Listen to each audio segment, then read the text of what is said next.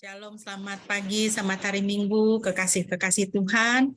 Puji Tuhan, hari ini kita boleh kembali berkumpul dan kita mau beribadah bersama di hari Minggu, hari perhentian yang Tuhan berikan kepada kita.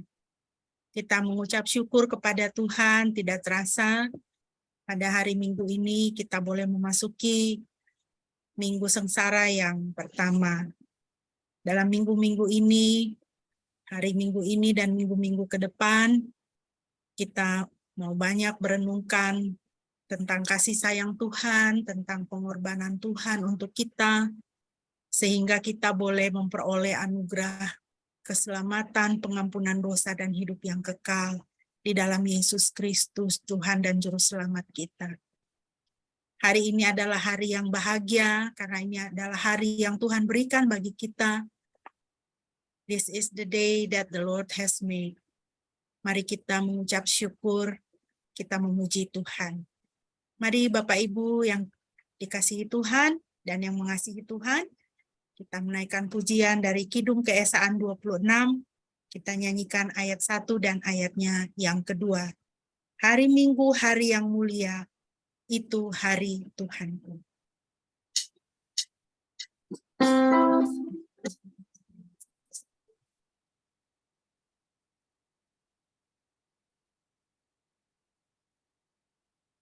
Hari Minggu,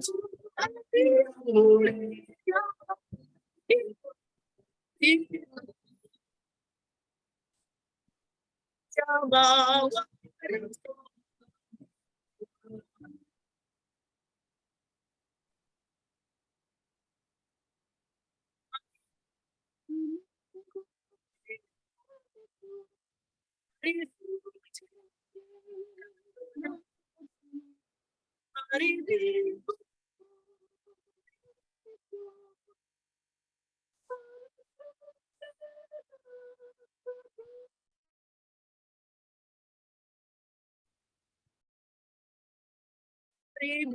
mulia,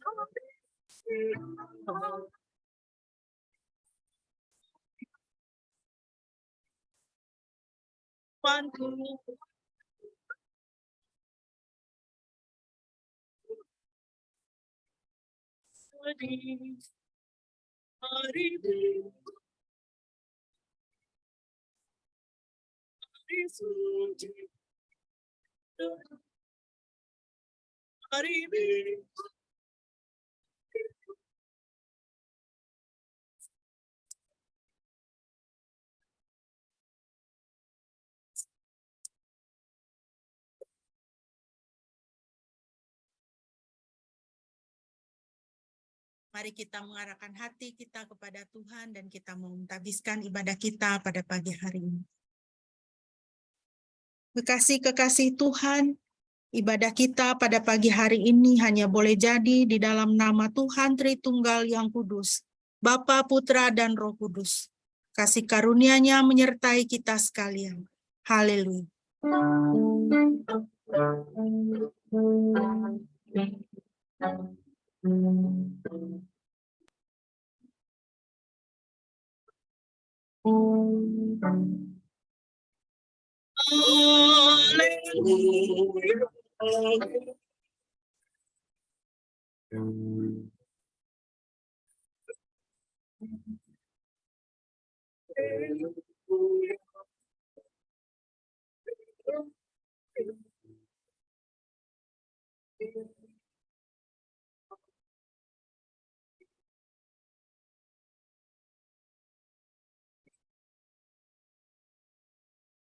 Firman Tuhan yang melandasi ibadah kita pada pagi hari ini terambil dari Matius 10 ayat 32 sampai 33. Demikianlah firman Tuhan. Setiap orang yang mengakui aku di depan manusia, aku juga akan mengakuinya di depan Bapa-Ku yang di sorga. Tetapi barang siapa menyangkal aku di depan manusia, aku juga akan menyangkalnya di depan Bapa-Ku yang di sorga.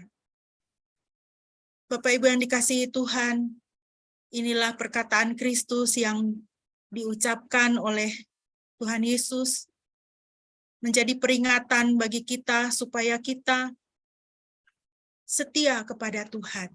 tidak malu mengakui namanya di depan manusia.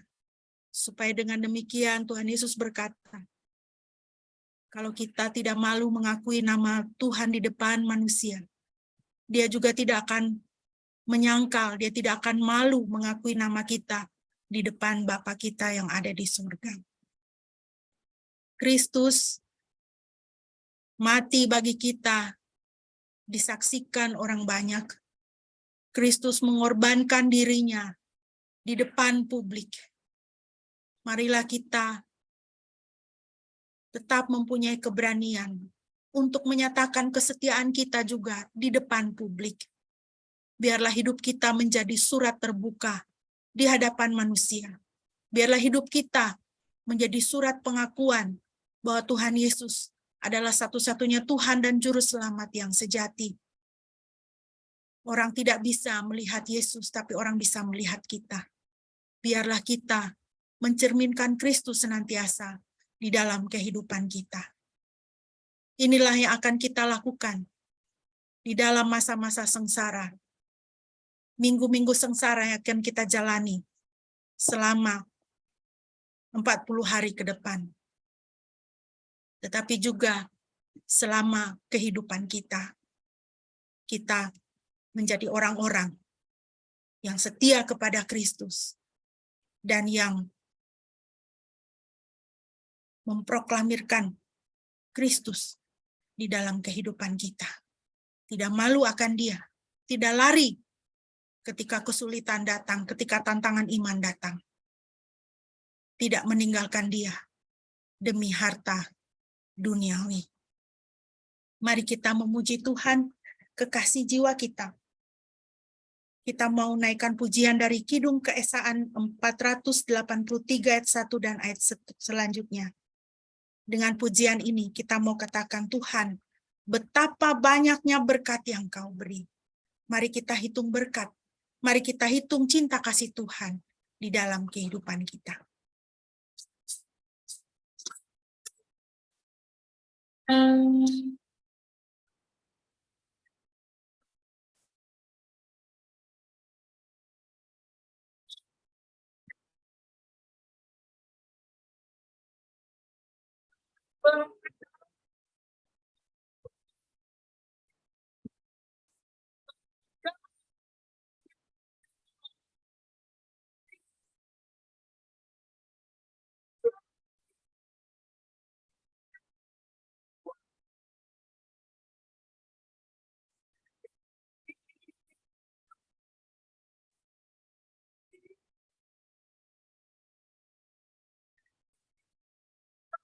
Asia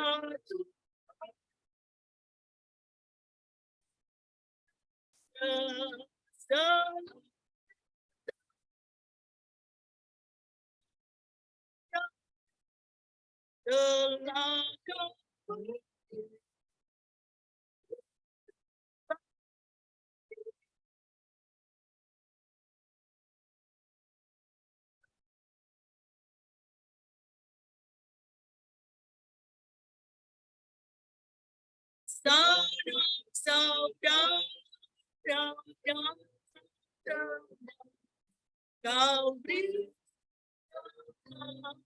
Asia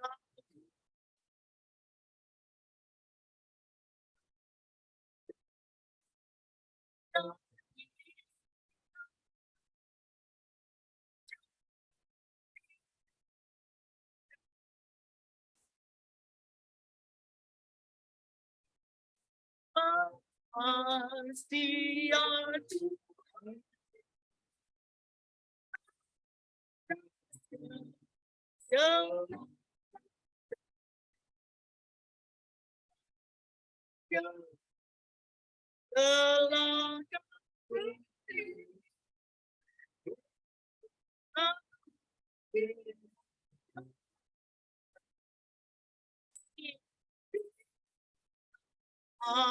Asia Tuhan atas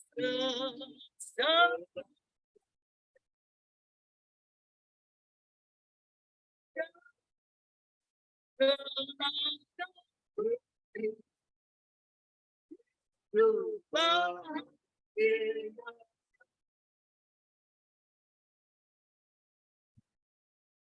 nama Tuhan. Mari Bapak Ibu kita terus memuji Tuhan dengan bermazmur bersama dari Mazmur 99. Mazmur 99 saya akan memimpin di dalam pembacaan kita. Saya mengundang Bapak Ibu juga bisa mengikuti dari tempat kita masing-masing. Mazmur 99. Mari kita memuji Tuhan. Yahweh memerintah, biarlah bangsa-bangsa gemetar. Dia yang bersemayam di antara kerub-kerub, biarlah bumi berguncang. Yahweh yang maha besar ada di Sion, dan dialah yang ditinggikan atas segala bangsa. Biarlah mereka memuji namamu yang besar dan dahsyat, sebab namamu kudus. Kekuatan raja mencintai keadilan. Engkau telah menegakkan keadilan dan melaksanakan keputusan serta kebenaran di dalam Yakub. Tinggikanlah Yahweh Elohim kita, dan bersujudlah pada tumpuan kakinya, sebab dia kudus. Musa dan Harun berada di antara para imamnya, dan Samuel di antara mereka yang menyerukan namanya. Mereka berseru kepada Yahweh, dan dia menjawab mereka. Dia berbicara kepada mereka dalam tiang awan. Mereka memelihara kesaksian-kesaksiannya dan ketetapan yang telah dia berikan kepada mereka. Engkau menjawab mereka, ya Yahweh Elohim kami. Engkaulah Elohim yang mengampuni kesalahan mereka, yang membalas perbuatan mereka. Tinggikanlah Yahweh Elohim kita, dan sembahlah dia di gunungnya yang kudus, sebab Yahweh adalah Elohim kita. Sebab Yahweh adalah Elohim kita kudus. Puji nama Tuhan. Bapak Ibu yang dikasihi Tuhan, biarlah semangat pemazmur di dalam memuji Tuhan, meninggikan Tuhan, itu menjadi semangat kita di dalam kehidupan keseharian kita. Menjadi orang-orang yang menyembah Tuhan, meninggikan Tuhan, mengutamakan Tuhan di dalam seluruh kehidupan kita. Mari Bapak Ibu kita akan merenungkan firman Tuhan. Dan kita akan mempersiapkan diri, kembali kita menyanyi dari Kidung Kesan 483. Kita nyanyikan ayat yang ketiga saja. Setiap hari rahmat-Mu tiada putusnya. Biarlah ini menjadi pengakuan kita. Kebaikan Tuhan, rahmat Tuhan tidak pernah putus di dalam kehidupan kita. Mari kita memuji nama Tuhan.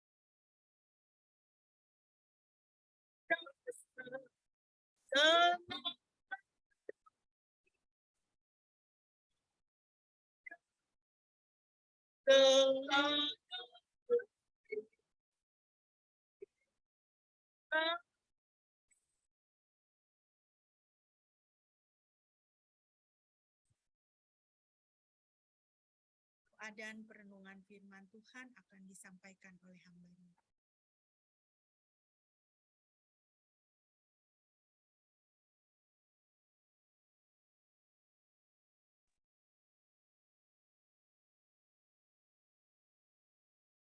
Ya, shalom semua, selamat pagi, selamat hari Minggu. Kita akan bersama-sama merenungkan firman Tuhan. Mari kita bersatu dalam doa, memohon Roh Kudus memimpin pembacaan dan perenungan firman Tuhan pada pagi hari ini. Mari kita berdoa. Bapa dalam surga, terima kasih, kami bersyukur untuk hari Sabat, hari perhentian yang Kau sediakan. Kami boleh beristirahat, tidak hanya tubuh kami, tetapi juga jiwa dan roh kami boleh beristirahat di dalam Engkau, boleh direstorasi, dipulihkan, disegarkan lagi, melalui puji-pujian yang kami naikkan, waktu khusus yang kami siapkan untuk menghadap hadirat-Mu, bersyukur atas penyertaan-Mu dan berkat-berkat-Mu yang boleh kami terima selama 6 hari, dan hari ke-7, hari perhentian, hari Sabat Tuhan, dan hari juga di mana kami memperingati kenaikan Tuhan kami Yesus Kristus dari kematiannya, boleh kami rayakan. Berkati kami semua Tuhan, ketika kami membaca dan merenungkan firman-Mu, biarlah kami boleh menjadi para pemimpin seperti Nehemia, para pemimpin yang visioner, para pemimpin yang tidak hanya kami cakap memimpin diri kami masing-masing, tapi juga kami menjadi para pemimpin yang cakap memimpin keluarga kami, memimpin anak-anak kami, sehingga mereka menjadi anak-anak yang bertanggung jawab, anak-anak yang menjadi berkat bagi sesamanya, tidak menganiaya sesamanya, tidak menciderai sesamanya, dan keluarga kami menjadi keluarga yang diberkati. Begitu juga semua orang yang kami temui di jalan kami, mereka boleh diberkati melalui keberadaan hidup kami, selama Tuhan mempercayakan kami hidup dalam dunia ini. Terima kasih ya Tuhan, berkatilah waktu ini, kami serahkan di dalam nama Tuhan Yesus Kristus. Kami sudah berdoa. Amin. Ya, shalom semua. Pagi ini kita akan meneruskan ya pembahasan kita dengan topik visi sang pemimpin. Ya, visi sang pemimpin.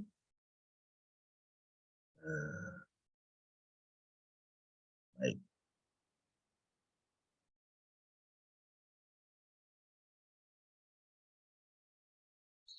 Ya, pada pagi ini kita akan membahas ujian-ujian bagi visi. Ya, ini topik kita pada pagi ini. Ya, bahwa seorang pemimpin yang visioner itu pasti akan menghadapi ujian-ujian. Ya, pasti ada ujian-ujian. Ya, dan seberapa banyak dan seberapa berat ujian itu akan semakin meningkatkan kapasitas dia memimpin. Nah, kita sudah membahas ya lahirnya visi, ya bahwa visi itu lahir oleh karena ada pencarian investigatif ya terhadap kebutuhan, kemudian nurani seseorang diikat kepada kebutuhan itu, ya lalu dia ada beban yang kuat ya sangat kuat dari Tuhan untuk memenuhi kebutuhan itu, dan dia percaya bahwa dia adalah orang yang tepat ya yang Tuhan siapkan untuk memenuhi kebutuhan itu. Ya, jadi seorang pemimpin itu pasti dia adalah seorang yang visioner, ya, yang dia dipanggil, dia tahu bahwa dia terpanggil, ya, atau dia dipanggil, ya, dalam konteks rohani atau dalam konteks Nehemia, dia dipanggil oleh Tuhan untuk memenuhi sebuah kebutuhan, ya, dan dalam konteks Nehemia adalah untuk membangun kembali tembok, ya, tembok dan juga pintu-pintu gerbang Yerusalem yang sudah hancur dimakan api, yang sudah menjadi reruntuhan, ya, tetapi tidak hanya itu, ya, kalau kita membaca di dalam keseluruhan kitab Nehemia, juga adalah untuk merestorasi kehidupan kerohanian ya orang-orang Israel yang ada di Yerusalem, ya, dan itu sebetulnya jauh lebih penting ya daripada membangun tembok, ya. Dan Nehemia selama masa dia menjalankan kepemimpinannya, dia mencapai semuanya itu.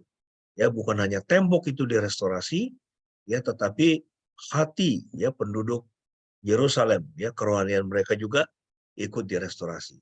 Kemudian kita juga sudah membahas ya kuasa bagi visi, ya, bahwa kuasa bagi visi ya sebuah visi yang dari Tuhan, ya, itu memiliki kuasa kalau apa seorang itu hidup dekat dengan Tuhan.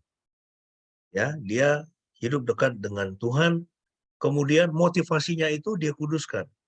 Ya, motivasi bukan untuk ya untuk hanya dalam tanda kutip memenuhi kebutuhan dia atau keluarganya, memperkaya dirinya, tidak. Ya, tetapi motivasinya adalah supaya nama Tuhan dimuliakan, ya, supaya banyak orang ya hidupnya diberkati, ya. Nggak ada gunanya ya kita dalam hidup ini ya cuman kita aja yang senang, ya orang lain susah, tidak.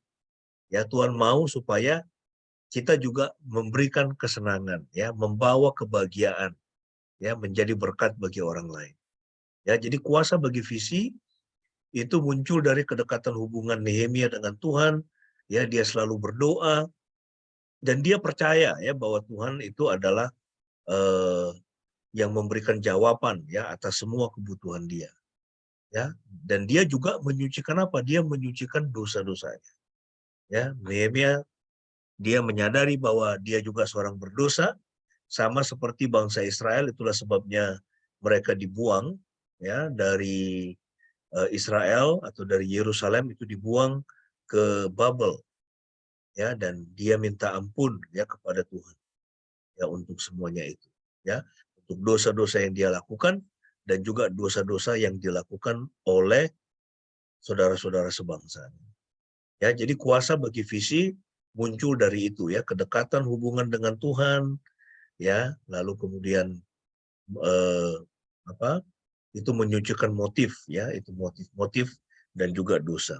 Dan 2 minggu lalu kita sudah membahas juga ya validasi dari visi ya. Bagaimana visi itu menjadi sesuatu yang abstrak ya, sesuatu yang benar-benar itu dari Tuhan adalah ketika itu semangat Nehemia dia terus. Ya, jadi seorang yang visioner, pemimpin yang visioner itu dia bukan orang yang ya itu panas-panas tai ayam, ya sebentar kemudian jadi dingin, enggak. Ya, tapi ya itu visi itu terus bergelora di dalam dirinya. Ya, dan terus bertahan. Ya, selama berbulan-bulan, bertahun-tahun dia terus bertahan ya, dan dia terus melakukan itu. Ya, sampai dia menyelesaikannya. Ya, itulah itu salah satu yang sudah kita bahas ya, validasi dari visi, dan juga bahwa Nehemia itu percaya ya Tuhan itu adalah jawaban untuk semua yang dia butuhkan. Ya, dia benar-benar bergantung kepada Tuhan. Ya, jadi seorang yang visioner, pemimpin visioner, visinya itu bisa kita lihat valid dari Tuhan adalah bahwa ya dia tidak meninggalkan panggilan itu. Ya, dia tidak meninggalkan beban yang Tuhan percayakan kepadanya. Yaitu seperti siapa misalnya? Contohnya seperti Musa. Ya, selama 40 tahun dia memimpin bangsa Israel. Yang dikatakan itu berkepala batu, ya itu tegar tengkuk, yang bebal, yaitu selalu melawan.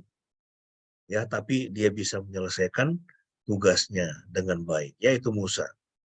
Nah, hari ini kita akan membahas poin yang terakhir dari visi sang pemimpin ya, bahwa seorang pemimpin yang visioner dia pasti akan mengalami ujian. Ya, pasti ada testing. Ya, pasti ada kesulitan yang dihadapi dan dia harus bisa melewati itu ya. Dia harus bisa menjalaninya dengan tekun ya dan tidak meninggalkan visinya itu. Kita akan melihat di sini ya. Oke, sebagai pendahuluan ya. Visi adalah gambaran mental tentang suatu masa depan yang dikehendaki ya, kita sudah bahas itu. Ya, seorang pemimpin yang visioner, dia punya gambaran mental tentang suatu masa depan yang dikehendaki. Ya, misalnya yang menciptakan listrik ini, ya, dia bisa punya visi seperti itu dan bisa tercapai dia membuat listrik, ya karena dia itu punya masa depan yang dikehendaki yaitu apa? Supaya di mana-mana itu orang bisa ya bisa dengan sangat murah dan sangat cepat ya mereka bisa mendapatkan penerangan pada malam hari misalnya. Ya, atau misalnya seperti Steve Jobs dan si Bill Gates misalnya. Ya, itu sampai mereka kemudian merancang itu sebuah komputer yang sedemikian compatible. Ya. Itu kenapa? Oleh karena mereka punya visi. Visinya apa? Supaya di setiap rumah-rumah yang ada di Amerika bahkan di seluruh dunia ada komputer. Ya. Dan juga misalnya yang menciptakan ini internet ya atau Zoom aja misalnya ya, ini kita semua eh, apa ini kan luar biasa ya, kita tidak pernah pikirkan ini kan. Saya kira 5 tahun yang lalu atau jangankan 5 tahun yang lalu mungkin ya 4-5 tahun yang lalu itu ke belakang kita belum pernah memikirkan pasti kan ya bahwa kita akan melakukan ibadah dengan cara seperti ini, ya kan?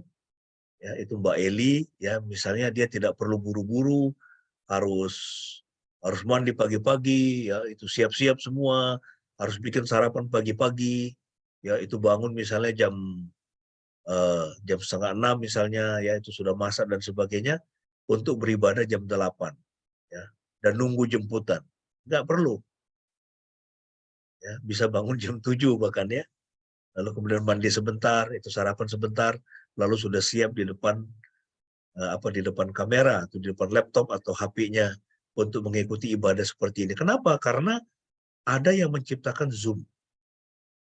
Ya, saya sebelum eh, itu pandemi, saya sudah saya sudah sering ya, itu dengan Zoom ya, itu rapat ya dengan teman-teman itu sesama kolega itu dari berbagai negara, ada yang dari Rusia, ada yang dari Inggris, ada yang dari negara-negara lain ya. Ini kami biasa rapat seperti itu. Tapi saya waktu itu belum pernah membayangkan bahwa kita akan beribadah dengan Zoom. Ya, tapi kemudian setelah pandemi, kita sampai sekarang ini kita bisa beribadah dengan Zoom. Itu kan luar biasa. Ya.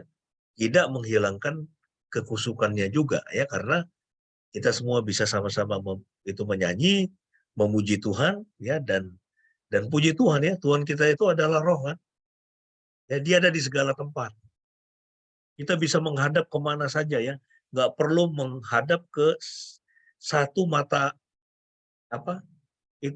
angin tertentu ya, arah mata angin tertentu untuk bisa berdoa kepadanya, nggak perlu ya. Ini kita sekarang ini kan beribadah ini macam-macam toh. Ada yang mungkin dia sekarang sedang menghadap kemana ya, mungkin ke utara, ada yang ke barat, ada yang ke selatan, nggak ada masalah karena Yesus mengatakan Tuhan itu roh, barang siapa menyembahnya harus menyembahnya dalam roh dan kebenaran. Ya, dalam roh artinya apa? Roh itu, ruah itu artinya angin. Dia ada di segala tempat, udara. Tuhan ada di segala tempat. Ya. Kemudian yang utama juga adalah di dalam kebenaran. Kita selalu hidup di dalam kebenaran. Nah, jadi kita bisa melihat ya, kita bisa seperti ini karena ada orang yang punya visi bahwa orang bisa bertemu kapan saja. Ya, detik per detik orang bisa ketemu. Ya itu beda dengan dulu kan. Kalau kita mau ya misalnya kita itu menyurati orang lain misalnya kan, kita harus tulis surat, masukkan di amplop, taruh perangko, kemudian itu dengan sepeda atau motor atau dengan mobil kita pergi ke kantor pos, lalu dikirim. Nah itu bergantung jaraknya dia. Ya kadang-kadang surat itu bisa sampai 1 hari, bisa sampai seminggu, bisa sampai 2 minggu. Ya tapi sekarang begitu cepat. Ya itu karena ada orang-orang yang memiliki visi ya bagaimana bisa bertemu dengan cepat, ya membahas hal-hal dengan cepat, ya sehingga kemudian ada media Zoom ini. Ya, visi adalah gambaran mental tentang suatu masa depan yang dikehendaki. Ya, nah, jadi setiap kita pasti adakan itu yang namanya visi hidup, ya atau visi itu visi pribadi, ya pribadi lepas pribadi. Ya, saya tidak tahu apa yang menjadi visi Anda, ya tapi kalau belum jelas kita harus temukan itu. Kemudian ada visi organisasi, ya. Nah saya ini kalau setiap Sabtu tuh biasanya saya ke Wonosari. Ya kita di sana ada peternakan kambing namanya kandang Nori. Ya kemarin saya bawa kambing-kambing Sapera lagi ya dari Bantul ya karena kambing kita beranak terus itu yang di Bantul itu. Ya baru-baru ini beranak lagi 2. Sekarang udah berapa ya? Udah 18. Ya, mungkin banyak aja itu kambingnya. Sehingga Pak Greg mulai kewalahan, kandangnya sudah terlalu penuh. Ya. Jadi saya itu minggu lalu itu sudah keluarkan ya untuk kirim kambing ke beberapa mitra supaya mereka pelihara. Jadi kambing kita itu tidak hanya di kandang sendiri, tapi di mitra-mitra juga banyak. Ya, nah jadi kita punya itu visi itu apa ya? Visinya dengan kandang Nuri adalah untuk meningkatkan genetika kambing pedaging di wilayah Gunung Kidul dengan menjalankan pejantan crossbur dengan Bligon. Ya, Bligon itu sering disebut kambing Jawa Randu. Ya, memang itu kambingnya cukup kuat ya, cukup tahan penyakit walaupun tidak sebagus crossbur. Ya, tetapi pertumbuhannya agak lambat. Ya, dan juga dia lebih tipis, tinggi tapi tipis. Tapi ketika kita kawinkan dengan pejantan crossbur, maka menghasilkan kambing yang lebih cepat besar, kemudian juga lebih kuat ya, itu lebih tahan penyakit. Kemudian kami ada punya yayasan namanya Kori Padang Raharja. Ya, kami punya visi itu apa? Ya, kita ingin meningkatkan asupan nutrisi masyarakat Kristen Gunung Kidul dengan mengembangkan kambing sapera. Makanya saya mulai tarik itu dari Bantul itu kambing sapera masuk ke Gunung Kidul ya. Nanti hari Sabtu ambil lagi 4 ekor lagi atau 5 ekor lagi. Mulai kita kembangkan kenapa? Ya, karena ya di wilayah Gunung Kidul dan saya kira di banyak wilayah Indonesia ya masyarakat Indonesia itu sangat kurang minum susu sehingga orang Indonesia terkenal di Asia, saya lupa, Asia Tenggara kalau nggak salah, atau di Asia salah satu yang paling pendek tubuhnya. Ya, itu orang Indonesia. Ya, ini baru-baru ini ada berita itu. Ya, itu hasil survei. Ya, orang Indonesia terkenal pendek. Kenapa? Kurang minum susu ya, karena kurang minum susu, kurang kalsium. Ya, nah sehingga kita punya visi. Kita mau memperkenalkan jenis kambing sapera ini. Ya, Gunung Kidul itu sangat terkenal dengan kambing Bligon atau Jawa Randu. Nah, sekarang kita tingkatkan mutu kambing pedagingnya, tapi juga kita perkenalkan dengan kambing sapera, supaya nanti ke depan mereka bisa mulai minum susu. Ya, dan dibantu oleh Dokter Sandra nanti untuk bikin keju kambing. Ya kan? Hebat kan? Nah, jadi itu kita punya visi ya, kita mau mencapai itu. Ya, mudah-mudahan dalam 1,5-2 tahun ke depan ya kita sudah bisa mulai memproduksi keju ya seperti itu. Oke, kita teruskan. Ya, ini ada tulisan yang bagus ya. Ini ada banyak kutipan-kutipan pada pagi ini. Para visioner tidak menjadi tawar hati oleh karena pemikiran yang mengecilkan dari orang lain. Ya, seorang visioner itu diolok-olok, dicela, dia tidak gampang tawar hati. Ya, dia punya pemikiran, dia punya semangat, ya hati yang teguh. Sebagai respon terhadap tantangan dari orang lain atau situasi tertentu, para individu yang dikemudikan oleh visi tidak akan terpengaruh oleh rintangan.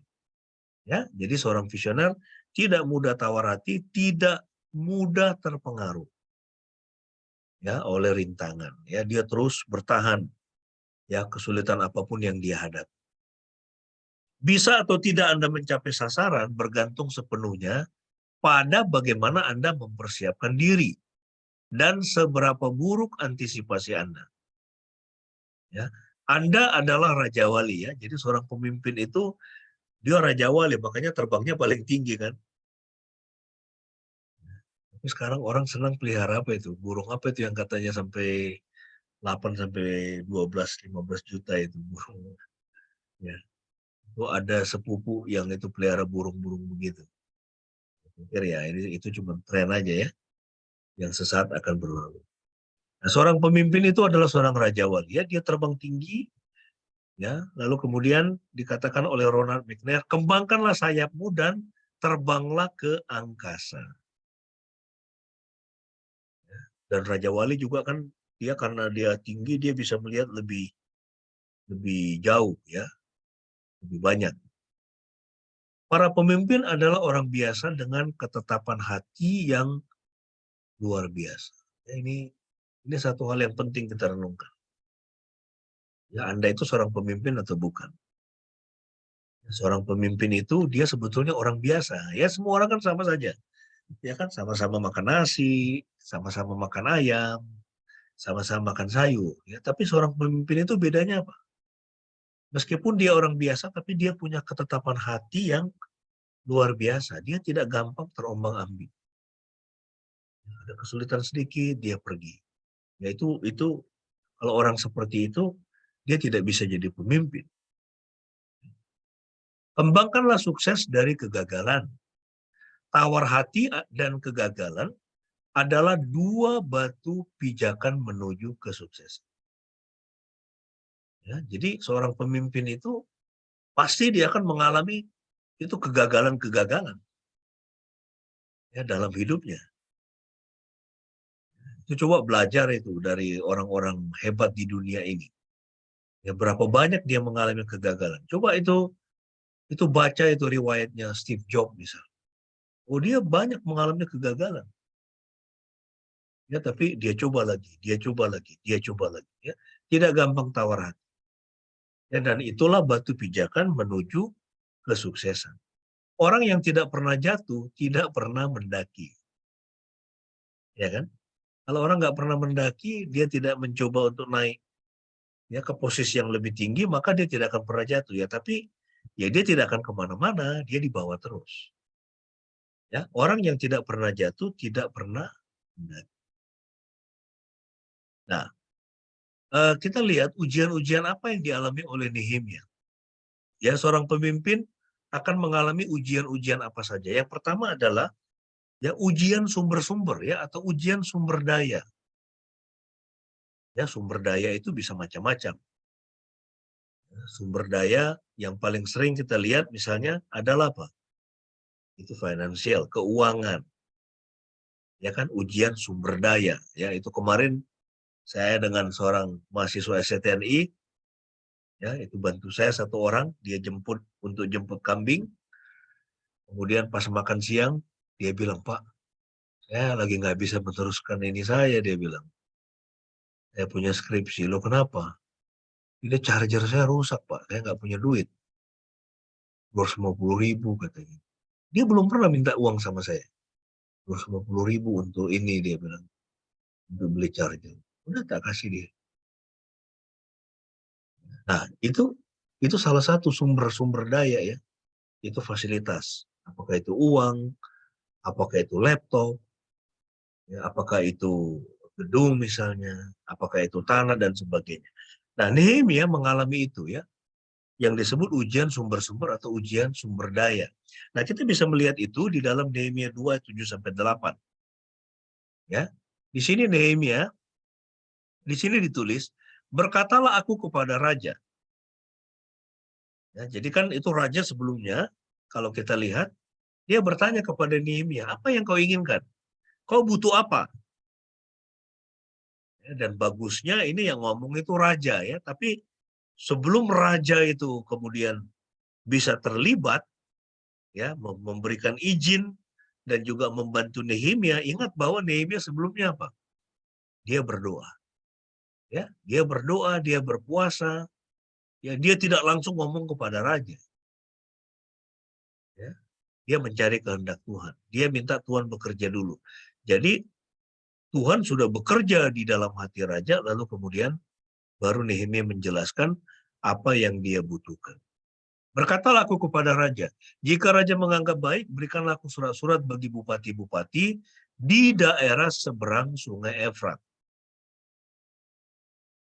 Ya, jadi Nehemia pada waktu itu kan dia posisinya kan dia ke timur ya, sekitar mungkin 3.000 mil ya, itu di daerah Babel, Persia sana itu.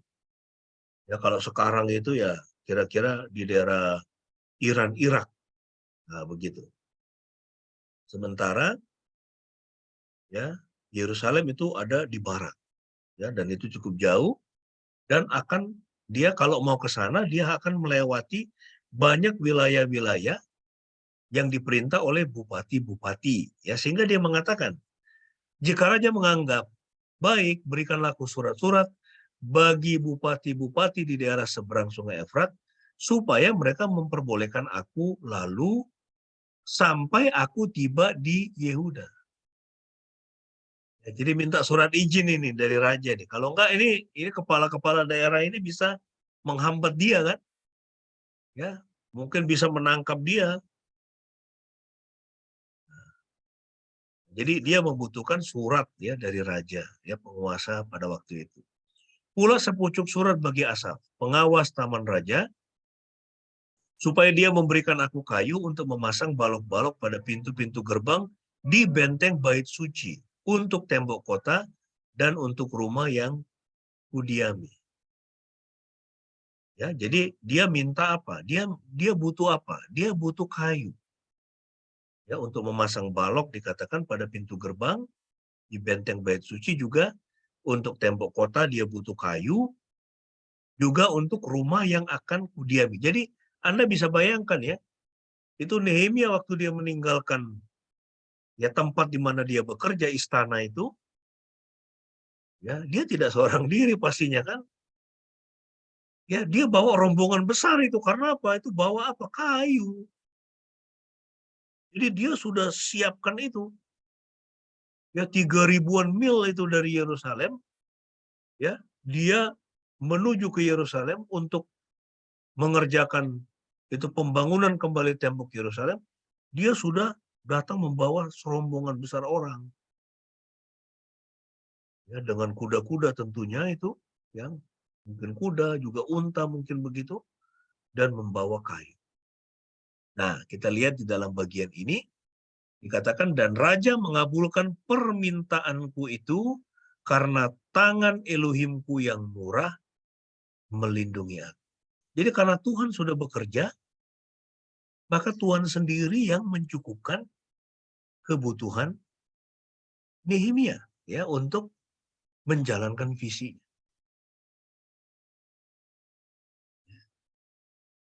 Saya pribadi punya visi, mau memberkati gereja-gereja Tuhan yang ada di Gunung Kidul. Masyarakat Kristen, bukan masyarakat Kristen, tapi masyarakat secara luas, yang non-Kristen juga. Ya, supaya mereka mulai minum susu kambing, misalnya begitu. Dari mana dananya? Aku nggak punya duit. Tuhan kirim dana. Tuhan kirim dana dari mana-mana. Ya, sehingga kambing, wah ini sekarang kita punya kambing udah banyak sekali ya. Termasuk di mitra-mitra itu banyak ya. Itu kemarin saya, itu bahkan ada kambing, ini karena saya mau mengosongkan ini kandang-kandang kambing ini beberapa ini karena masuk sekitar 8-9 ekor dari Bantul. Udah ada yang kita antar ke jemaat GKJ, ada 3 ekor mereka pelihara, nanti bagi hasil begitu. Kemarin ada yang saya jual 1. Gampang sekali jual kambing itu, tinggal panggil belantik, udah tawar-tawar. Ada 1 ekor betina kemarin, 1.450.000. Oh ya, karena kita juga butuh kos ya untuk pakan dan sebagainya.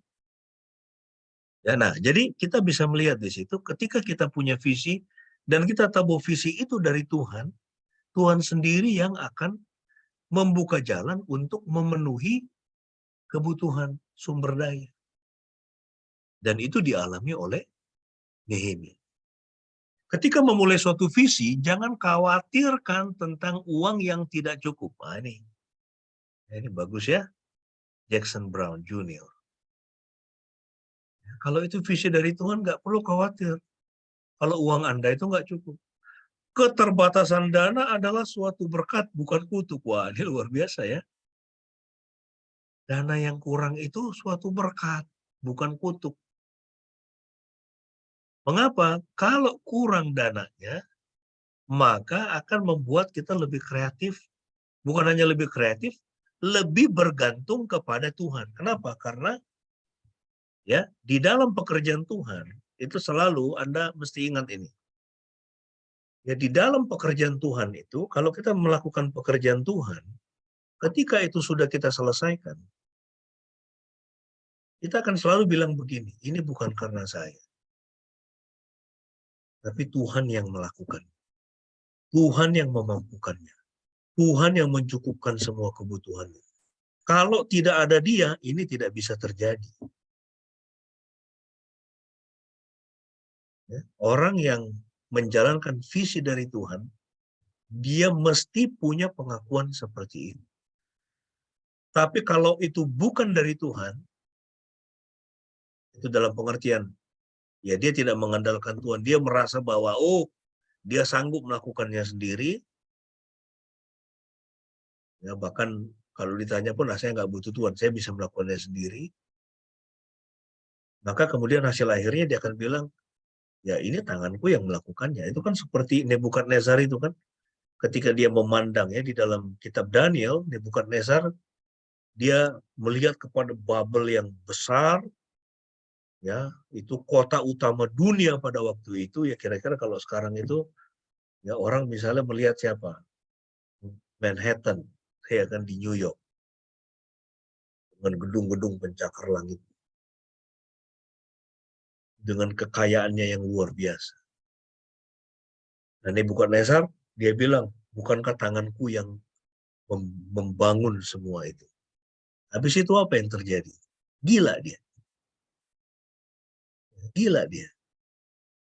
Nah, di dalam hidup kita, kita mesti ingat, apapun yang Tuhan izinkan untuk kita kerjakan, untuk kita bangun, maka ketika kita sudah menyelesaikan atau mencapai itu, kita akan bilang begini, Tuhan, kalau bukan Engkau, aku tidak bisa melakukan.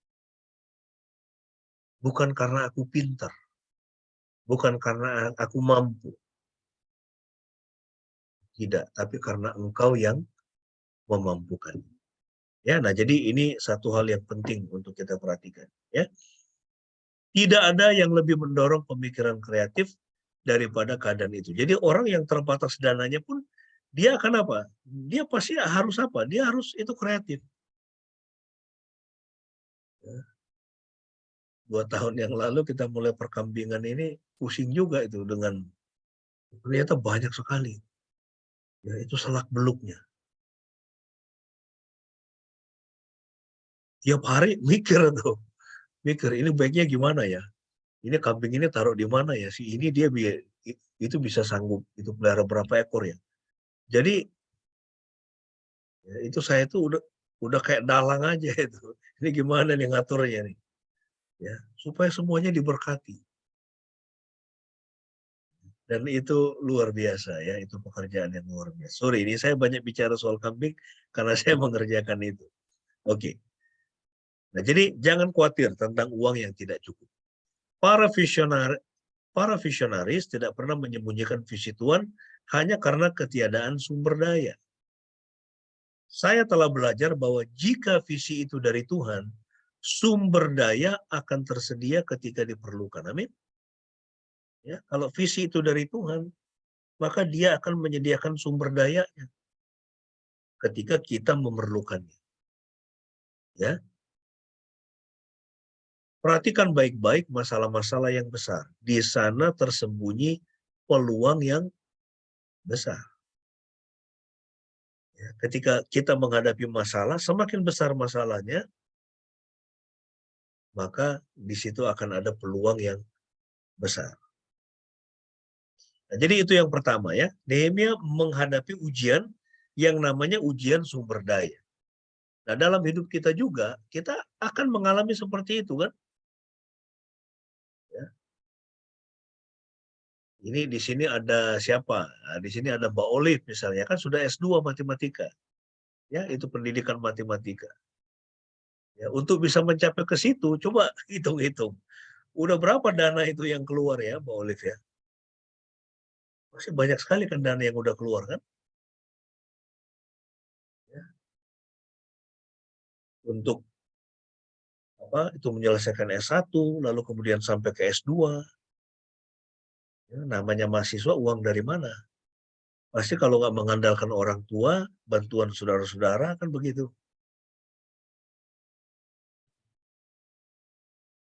Ya, syukur-syukur ada beasiswa. Ya, nah, jadi itu masalah sumber daya, itu satu hal yang penting ya. Nah, jadi kalau kita punya visi, ya, untuk misalnya kuliah dan sampai selesai. Lalu kemudian S2, nanti mungkin S3. Ya. Jadi akan mengalami ujian namanya apa? Ujian sumber daya. Lalu kemudian yang kedua, ujian yang berikutnya adalah ujian prioritas ulang. Ya. Ini mengapa ini penting? Karena sering sekali itu pikiran kita itu seperti orang Israel itu. Ya kan, ketika menghadapi tantangan, ketika menghadapi ujian, dia bilang kepada Musa, Musa, kenapa kau bawa kami ke padang gurun untuk mati di sini? Ya kan? Waktu menghadapi Firaun dan tentaranya yang mengejar mereka. Waktu tidak ada air, misalnya. Marah-marah. Mempersalahkan Musa. Musa, kenapa kau bawa kami untuk mati di padang gurun ini? Ini seandainya kami mati ketika kami masih di depan periuk yang penuh dengan itu makanan. Ada nasi, ada ikan, ada ayam misalnya. Ada daging. Ya, nah jadi itu pun akan dialami oleh Nehemia. Ya, sehingga seorang visioner itu dia perlu kembali Kembali kepada prioritas utamanya. Ya, karena sering sekali ini pikiran kita ini bisa menyesatkan kita karena situasi yang sulit, lalu kemudian orang pikir udahlah mundur aja lah. Capek ini ngurusin ini orang banyak ini, capek ini ngurusin kita punya karyawan yang nggak becus nih, atau karyawan kita malas misalnya, udahlah biar aja dia ini. Ya, nah jadi orang kemudian udahlah, lalu meninggalkan ya itu visi itu atau itu meninggalkan panggilan itu. Ya, Musa mengalami itu sudah. Abraham, semua tokoh-tokoh di Alkitab mengalami itu, dan juga termasuk Nehemia, dia juga mengalami itu. Ya, nah ini kita lihat. Maka datanglah aku kepada bupati-bupati di daerah seberang Sungai Efrat dan menyerahkan kepada mereka surat-surat raja. Dan raja menyuruh panglima-panglima perang dan orang-orang berkuda menyertai aku. Nah, coba kalau kita lihat ini ya, Nehemia ini. Ketika dia bertemu dengan para bupati, dikatakan lalu menyerahkan kepada mereka surat-surat raja. Lalu raja ya mempersiapkan segala sesuatu yang dia butuhkan, yaitu panglima-panglima perang dan orang-orang berkuda untuk menyertai dia. Jadi Anda jangan berpikir Nehemia itu sekali lagi di dalam perjalanannya dia sendirian. Enggak.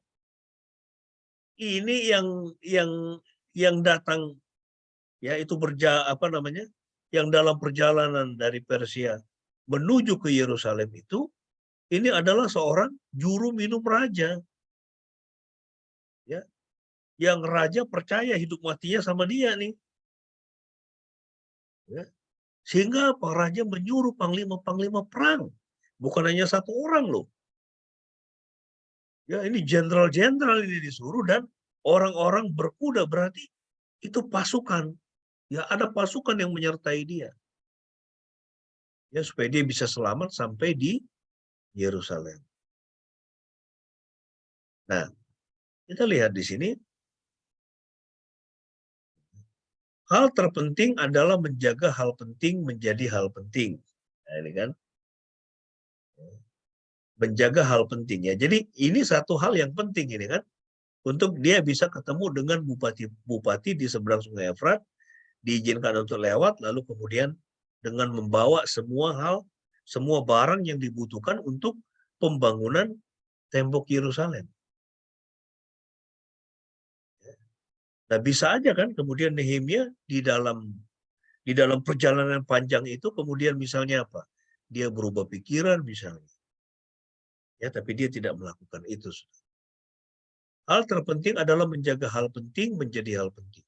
Putuskan apa yang Anda inginkan, putuskan apa yang Anda ingin pertukarkan, tentukan prioritas Anda, dan pergilah bekerja. Jadi Nehemia ini sebagai seorang visioner, ya, dia mengerti prioritasnya. Ya, dan dia bekerja sesuai dengan prioritasnya. Nah, sering sekali di dalam hidup ini, saudara, ya kita itu jadi orang yang nggak fokus, ya. Kita tidak tahu mana prioritas. Ya. Misalnya apa? Kita prioritas misalnya untuk merenovasi sebuah rumah misalnya. Udah kerjakan sungguh-sungguh sampai itu selesai. Sebelum itu selesai, jangan mengerjakan yang lain. Itu kerjakan itu sampai selesai. Kerjakan sebaik-baiknya. Ya, saya dari dulu di Jogja, itu jemaat itu paling banyak mahasiswa. Dan saya selalu ingatkan mereka, kalian datang ke sini, ke Jogja ini, tujuan utamanya bukan untuk melayani di gereja, saya bilang. Ya, atau melayani sekolah minggu atau Sabtu ceria misalnya. Ya karena ada yang seperti Mbak Olive dulu kan, Mbak Ningsi, siapa lagi ya? Ya ada yang lain-lain itu ya. Mereka ngajar anak-anak sekolah, itu anak-anak Sabtu ceria ya. Nah, jadi saya selalu ingatkan mereka supaya apa? Kalian jangan itu jangan terganggu prioritasnya. Ya, kalian datang ke sini untuk menyelesaikan studi, ya. Dan saya bertanggung jawab terhadap orang tua kalian, ya, supaya kalian bisa selesai studinya. Jadi prioritas utamanya datang ke Jogja untuk belajar dan selesai. Ya, dan puji Tuhan ya, itu rata-rata selesai. Kenapa? Karena selalu diingatkan. Ya, kalian datang ke sini untuk belajar, untuk selesaikan kuliah, harus diselesaikan dengan sebaik-baiknya. Ya, itu jangan pikir yang lain, misalnya bekerja atau apa begitu.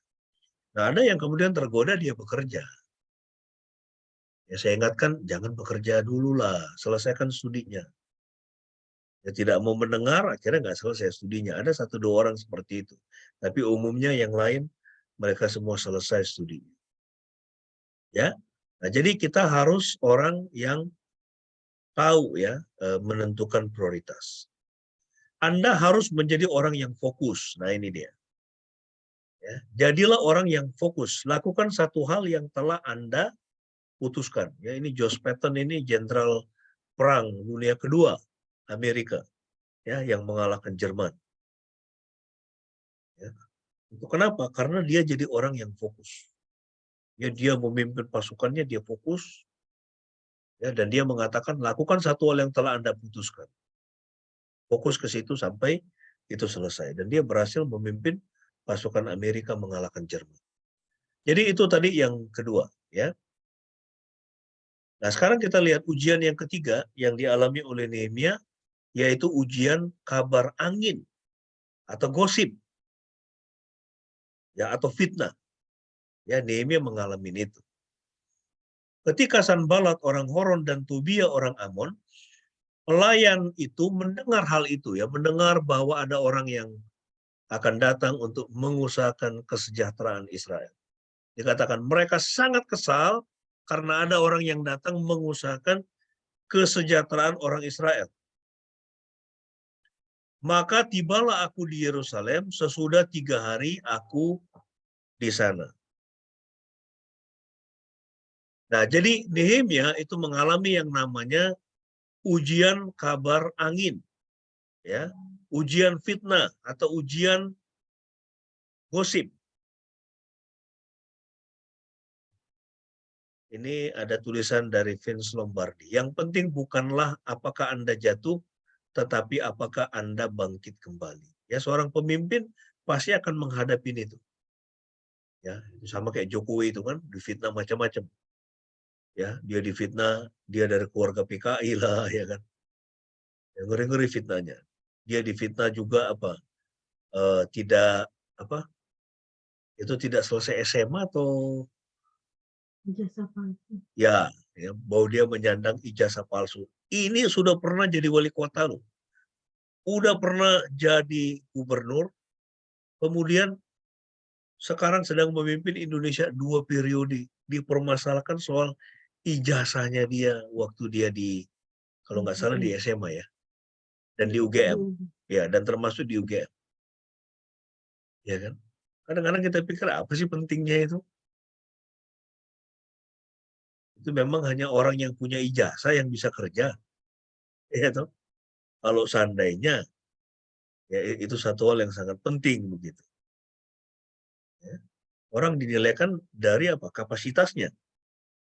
Kita nggak pernah tahu, ya si apa namanya Nehemia ini punya ijazah apa? Apakah dia punya ijazah engineer misalnya? Ya,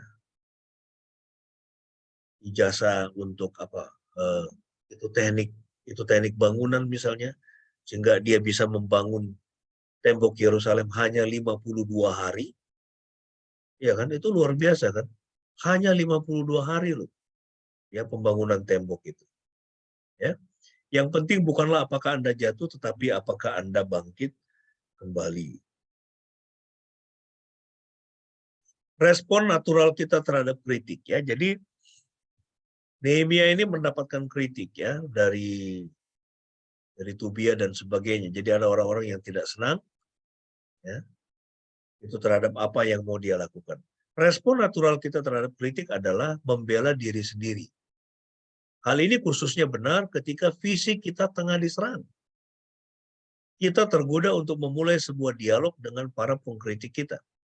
Sebagai konsekuensi, kita menghabiskan energi dan pikiran untuk menjawab pertanyaan-pertanyaan dari orang-orang yang sebenarnya tidak terlalu tertarik untuk mendapatkan jawaban. Tanpa menyadarinya, fokus kita mulai bergeser. Bukannya menjadi orang yang berpusat pada visi, malahan kita menjadi orang yang berpusat pada kritikan. Ya, seorang pemimpin pasti akan mendapatkan kritik. Ya, coba lihat Jokowi misalnya. Ya, itu banyak orang-orang hebat mengkritik luar biasa kan. Rizal Ramli, Faisal Basri, itu dokter-dokter itu. Ya, itu mengkritik keputusannya untuk 2024 memindahkan ibu kota ke Kalimantan. Tinggal tahun depan loh. Tinggal tahun depan, 17 Agustus 2024, itu sudah dirancangkan, itu sudah diplan, ya, itu peringatan 17 Agustus di Istana Negara yang ada di IKN, di Kalimantan. Dan itu dikritik, pemborosan luar biasa, uangnya dari mana, itu kan. Ada Rizal Ramli, Faisal Basri, lain-lain juga itu. Tapi kenapa dia berani melakukan itu? Karena dia tahu Jakarta itu mau tenggelam.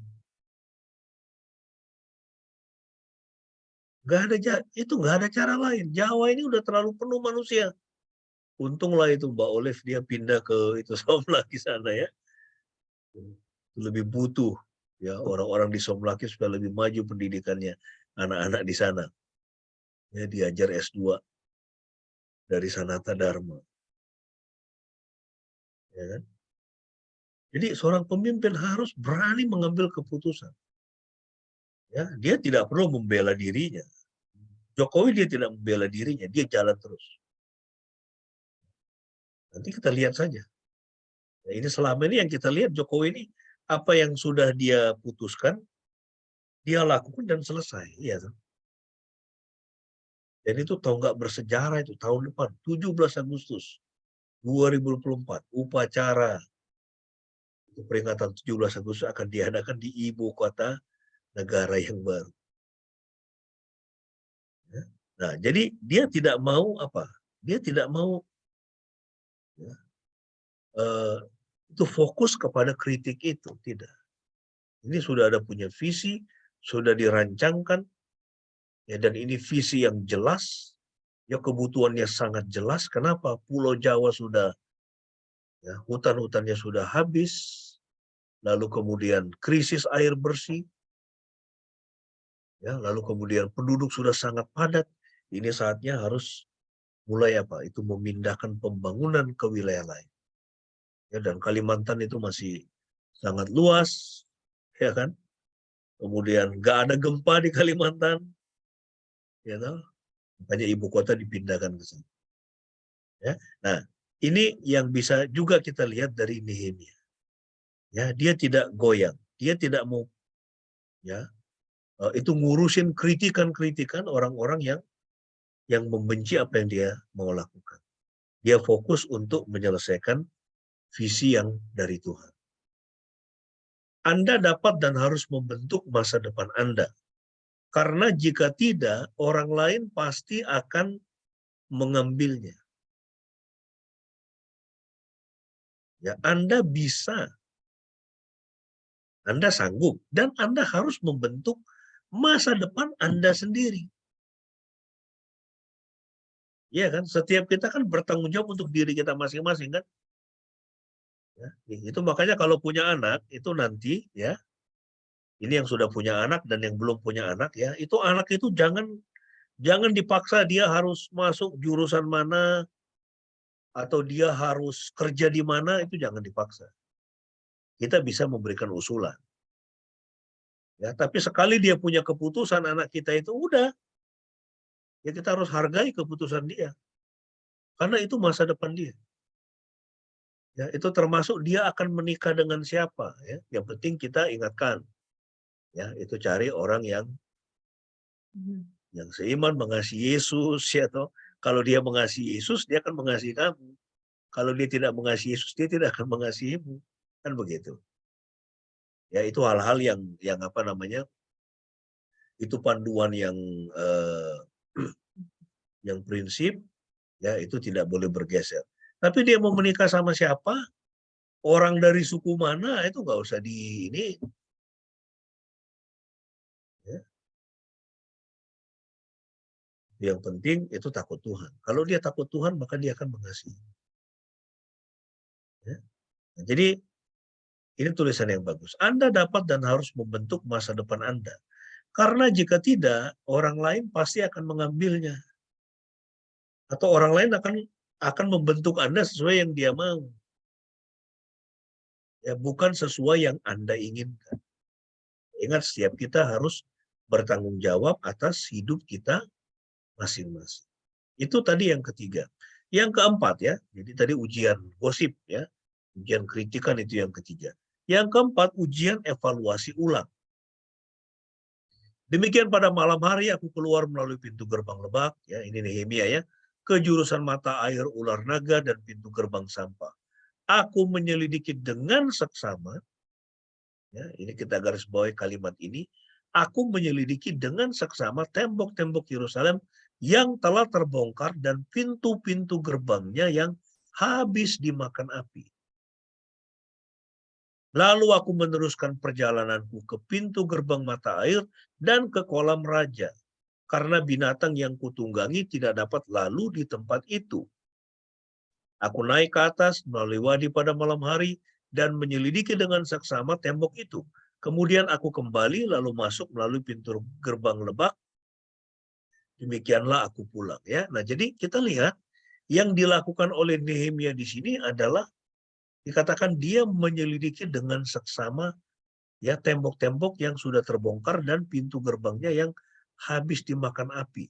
Tembok-tembok yang sudah menjadi reruntuhan itu. Dia lihat ini apa ini yang menjadi masalah ini.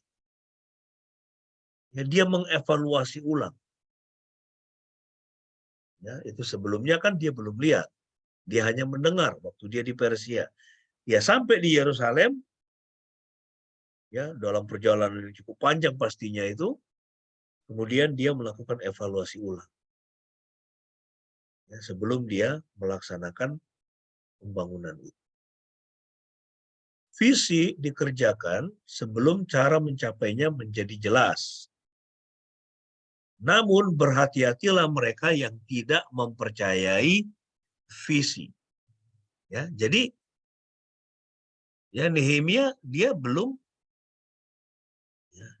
paham atau dia belum tahu persis ya. Ini cara menyelesaikan ini seperti apa. Tapi dalam proses itu dia sedang dalam proses untuk mengerjakan visi itu. Ya, dan dia melakukan evaluasi. Ya, jadi evaluasi itu penting ya, supaya kita ngerti. Ya. Ini cara menyelesaikannya itu seperti apa. Visi dikerjakan sebelum cara mencapainya menjadi jelas ya. Tetapi orang yang tidak mempercayai visi, mereka harus hati-hati ya, kata tulisan ini.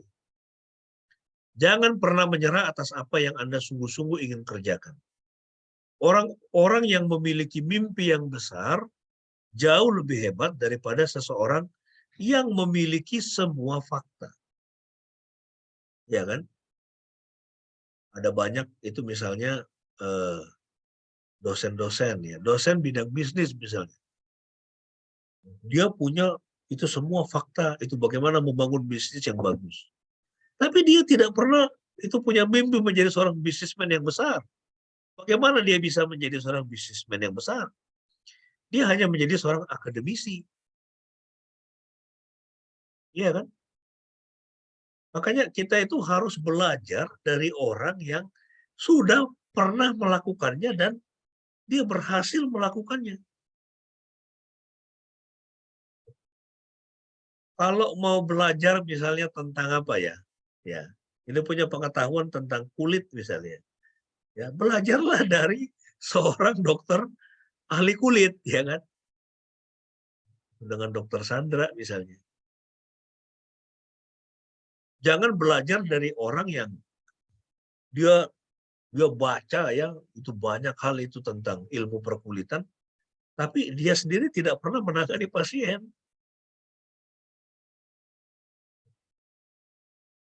Kalau mau belajar tentang perkambingan ya itu belajar dari orang yang memang dia sudah membangun bisnis kambing mungkin sampai ribuan ekor dan jalan terus dan itu berhasil. Ya, jangan dengan seorang dosen peternakan yang bisa menjelaskan bagaimana cara memelihara kambing, berbisnis kambing, dia bisa jelaskan dari A sampai Z, tapi dia tidak pernah melakukannya. Itu hanya teori saja, saudara. Nah ini ya, jadi orang yang memiliki mimpi yang besar jauh lebih hebat daripada seseorang yang memiliki semua fakta. Ya, jadi seorang visioner itu dia punya mimpi yang besar dan dia menjalankan mimpinya itu. Kemudian yang kelima ya, nah ini juga satu hal yang penting ya menjadi seorang pemimpin, yaitu ujian apa? Rekrutmen. Ya, siapa yang akan ya itu bersama dengan kita dalam proses untuk mencapai visi itu. Berkatalah aku kepada mereka, kamu lihat kemalangan yang kita alami, yakni Yerusalem telah menjadi reruntuhan dan pintu-pintu gerbangnya telah terbakar. Mari kita bangun kembali tembok Yerusalem supaya kita tidak lagi dicela. Ketika kuberitahukan kepada mereka betapa murahnya tangan Elohimku yang melindungi aku, dan juga apa yang dikatakan Raja kepadaku, berkatalah mereka, ya ini kan penduduk Yerusalem, kami siap untuk membangun. Wah ini luar biasa ya. Dia satu kota itu, ya semua penduduk Yerusalem bisa dia gerakkan. Makanya itu bisa selesai cuma 52 hari. Karena apa? Satu kota bekerja. Ya, satu kota itu bekerja. Jadi itu berapa ribu orang itu. Ya, itu yang bekerja. Kami siap untuk membangun. Dan dengan sekuat tenaga. Jadi bukan hanya mereka bilang, kami siap untuk membangun. Tapi ada yang kasih cuman mungkin 50%. Ya, itu dari kekuatannya atau 40% dari usahanya atau 30%. Enggak. 100%. Kenapa? Di sini dikatakan dan dengan sekuat tenaga mereka mulai melakukan pekerjaan yang baik itu karena mereka tahu ini pekerjaan yang baik. Ya, jadi untuk memobilisasi orang untuk bisa bersama-sama mengerjakan itu visi kita, ya itu tidak gampang. Ada ujiannya. Orang mau kerja nggak? Ini coba ya, ini misalnya di sini yang punya ini karyawan ya, misalnya Ini ada dokter Sandra punya karyawan, ya di kliniknya misalnya, ya, beberapa orang mungkin. Nah itu bagaimana mereka punya ini? Ya, itu semangat bekerja mereka bagaimana? Ya berapa persen yang mereka berikan? Apakah mereka memberikan itu 100% dari upayanya supaya klinik itu makin maju? Atau ada yang mungkin cuman ya 70, 40%.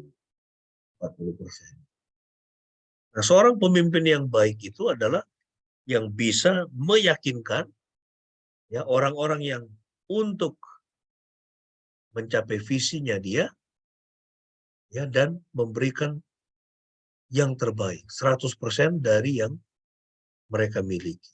Ya, inilah yang disebut ujian rekrutmen. Ya, jadi harus mampu ya seorang pemimpin itu merekrut orang-orang ya untuk bekerja bersama-sama meraih visinya. Kepemimpinan adalah seni mendapatkan orang lain mengerjakan sesuatu yang Anda ingin selesaikan. Dan orang itu merasa ia ingin melakukannya. Nah ini ya. Kepemimpinan adalah seni mendapatkan orang lain mengerjakan sesuatu yang Anda ingin selesaikan. Ya, saya punya visi Gunung Kidul itu menjadi sumber pakan. Mereka punya jagung, mereka punya apa ketelanya bagus-bagus. Dan saya melihat itu caranya apa? Bukan pupuk kimia, serintil kambing. Ya, itu sampai ada yang apa namanya? Yang jago-jago ya di bidang pertanian tapi biasa pakai pupuk kimia. Melihat kita pakai pupuk kandang terus, sekarang pada ikut sekarang. Ini sekarang pada ikut. Karena apa? Melihat tanah itu ya terjadi perbaikan struktural pada tanah mereka. Nah, jadi pelan-pelan kita pengaruhi. Kita pengaruhi. Makanya saya selalu bilang ya, kenapa Tuhan itu minta orang Israel kurbankan domba atau kambing ya, di dalam perjanjian lama untuk dia. Bukan apa namanya gajah atau anjing atau babi misalnya. Karena domba kambing itulah hewan terbaik yang dia ciptakan ya untuk menyuburkan tanah ini, untuk memperbaiki tanah ini, ya untuk memberikan makanan ya kepada manusia. Ya. Makanya Tuhan Yesus disebut itu apa? Anak domba Elohim kan? Anak domba Elohim. Ya, itu bukan hewan yang lain. Nah, kita kembali ke sini. Ya, Dwight Eisenhower ini juga adalah jenderal perangnya Amerika. Ya, dia mengatakan kepemimpinan adalah seni mendapatkan orang lain. Ya, jadi ini rekrutmen ya. Untuk mengerjakan sesuatu yang Anda ingin selesaikan dan orang itu merasa ia ingin melakukannya. Nah, jadi kita ya perlu dimanapun kita berada, kita mempengaruhi komunitas kita. Ya, nah ini nanti apa itu Mama Kim itu kalau mau jualan serintilnya, ya itu harus ngerti itu bisa menjelaskan itu ya kepada untuk para tetangga. Kenapa serintil kambing itu bagus, penting. Ya itu nanti pot-potnya itu tuh wah, tanahnya jadi subur. Ya, kemudian kalau mereka itu punya lahan misalnya dia tanam buah-buahan dan segala macam, nah itu lahannya akan bagus. Nah, nanti kalau udah begitu tuh yang pesan bisa banyak itu. Bisa sekali pesan 10, 20 ya. Ini kami kalau yang di Tawar Sari itu kadang-kadang pesannya 20, 30. Ya itu petani itu. Ya, 20, 30 karung. Karena dia butuh untuk lahan pertanian. Ya, kalau kurang bisa dikontak lagi kita kirim lagi. Orang-orang yang sukses menggunakan kekuatan mereka dengan mengenali, ya, mengembangkan dan menggunakan talenta orang lain. Nah ini ya. Jadi orang-orang sukses itu dia bisa lihat ini, ya. Si A, si B, si C. Ini dia talentanya apa? Ya, ini bisa nggak ini saya pakai ini. Ya, untuk apa? Untuk mencapai visi saya. Nah itu, ya. Jadi orang-orang yang sukses itu dia menggunakan kekuatan mereka dengan mengenali, mengembangkan, dan menggunakan talenta orang lain. Misalnya apa? Steve Jobs. Ya, apakah Anda berpikir bahwa Apple itu hanya dibangun oleh Steve Jobs? Enggak. Yang kita kenal itu cuma nama dia. Ya, tapi dia punya berapa ratus, mungkin ribu insinyur di situ. Ya, itu Samsung misalnya. Ya, itu salah satu itu merek yang sangat terkenal ya. Itu dari Korea. Samsung. Yang dia produksi HP misalnya. Ya, Samsung sekarang nomor 2 terbaik di dunia. Itu setelah Apple. Dianggap nomor 2 terbaik di dunia. Ya, itu saya nggak tahu siapa yang punya atau itu siapa yang mendirikan, tapi kita tahu bahwa dia tidak sendirian. Ya, tapi dia punya ratusan, mungkin ribuan insinyur. Ya, juga karyawan-karyawan terbaik untuk mengembangkan HP-nya sehingga sampai sekarang ya itu dipakai oleh begitu banyak orang di dunia. Nah, jadi ini ya, orang-orang yang sukses menggunakan kekuatan mereka dengan mengenali, mengembangkan, dan menggunakan talenta orang lain. Visi adalah energi yang dibagikan. Suatu rasa kekaguman dan suatu rasa bahwa segala sesuatu mungkin. Ini bagus ya kalimat ini ya. Visi itu, seorang visioner itu apa? Dia membagikan energi itu. Ayo kita sama-sama. Misalnya itu bapaknya Ebi misalnya kan. Ini karena kita lihat kan ini hutan-hutan sawit ini kan ya itu menghasilkan pemanasan global kan. Dan juga setelah berapa waktu itu lahan dipakai untuk sawit dan terus-menerus dipupuk pakai pupuk kimia kan lahannya kan jadi tandus saya dengar itu. Ya rusak itu lahan-lahan sawit itu. Ya. Nah, jadi kalau seperti itu apa yang perlu dilakukan? Ya gerakan pelihara kambing, gerakan pelihara domba, gerakan untuk memfermentasi pupuk dan mengembalikan kesuburan tanah-tanah itu. Ya saya tidak pernah mendengar itu disuarakan oleh pemimpin kita, disuarakan oleh Kementerian Pertanian misalnya. Saya tidak pernah mendengar itu. Disuarakan oleh media-media kita. Yang saya dengar beberapa tahun yang lalu waktu saya mengikuti konferensi gereja dan masyarakat yang dilaksanakan oleh PGI di Jogja, ya dia dihadiri sekitar 300-400 pendeta dari seluruh Indonesia. Lalu kemudian kami dibawa ke satu gereja ya yang memperkenalkan itu pemakaian pupuk kandang.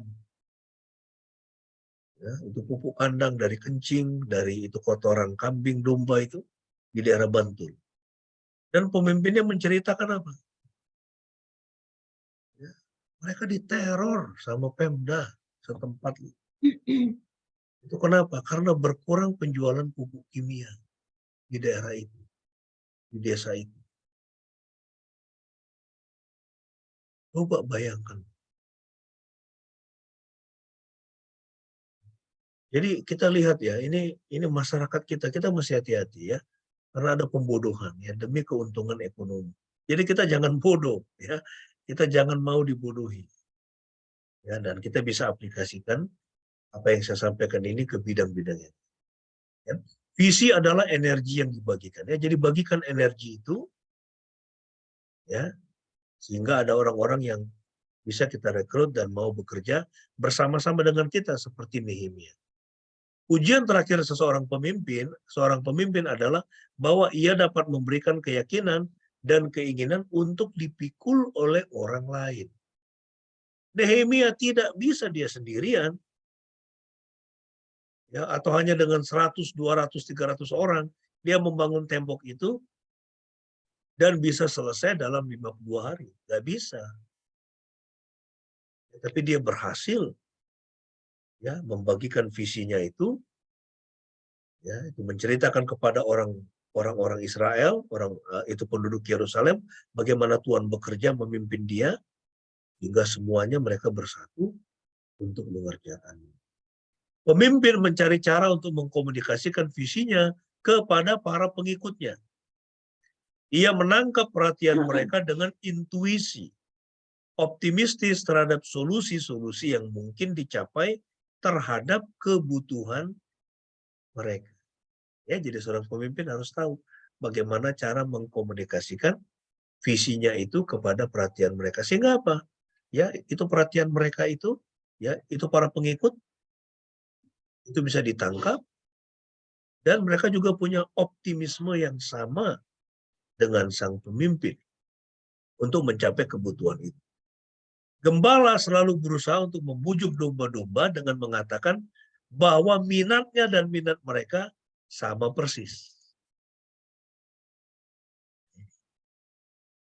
Semakin jelas dan semakin menarik visi seseorang, semakin mendesak untuk dikembangkan menjadi visi bersama. Ya, jadi visi itu harus jelas juga menarik.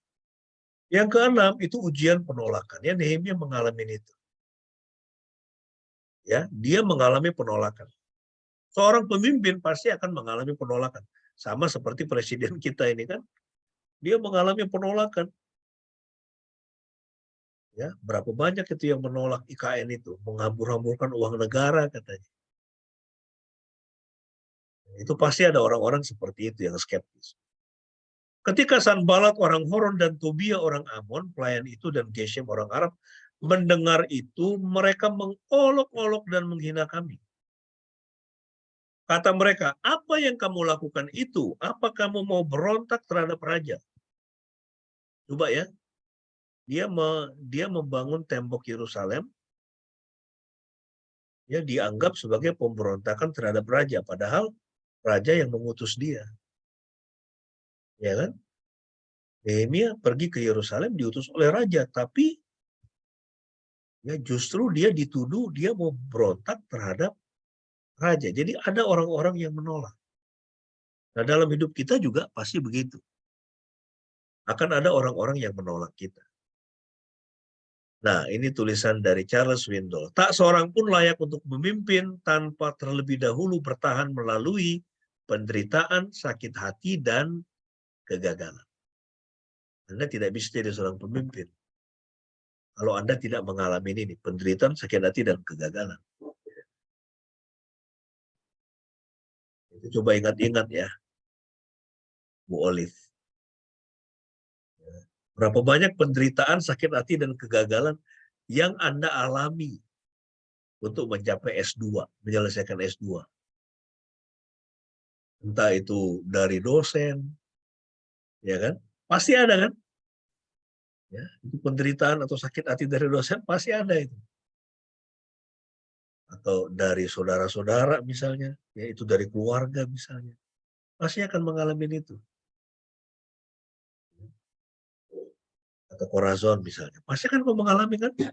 Ya. Banyak dia bilang ya. Pasti.